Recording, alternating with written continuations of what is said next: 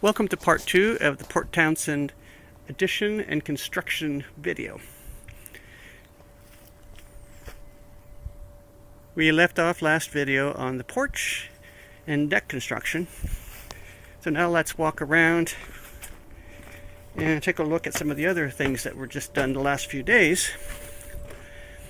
These windows were probably never constructed all that well. Actually, I'm being kind. They were constructed rather poorly, in truth. And so about a week ago I tore the windows out down to the frame. I didn't actually take these gigantic, huge, heavy windows out. I left them in place, but everything else came out. All the trim pieces, the sill, everything was torn out, cleaned up, and redesigned. We cut into the log to make room for this header, which is tight notch cedar, beautiful wood, rough out.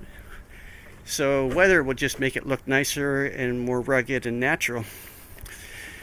The center piece here was rather an eyesore when we first arrived, and so this was completely gutted. We shaved the log and covered it with cedar channel and interfaced it with the frame for both windows, and ended up with a really beautiful set of windows that are now extremely well sealed.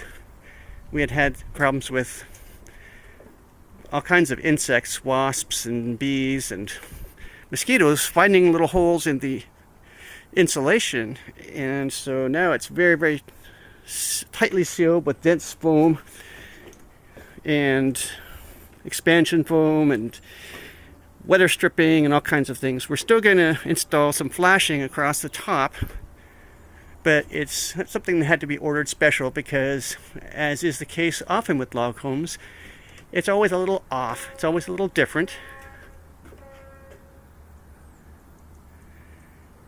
And so there you have it. There are the new windows, wonderfully sealed from the elements, which is a particularly good thing because this is the weather-facing facade of the house. So when the fierce winds blow and the storms come through, this is what gets hit hardest and most directly. So it's really good to have these sealed up for the summer so no insects have a chance to make home in our home. Okay, that's it for part 2.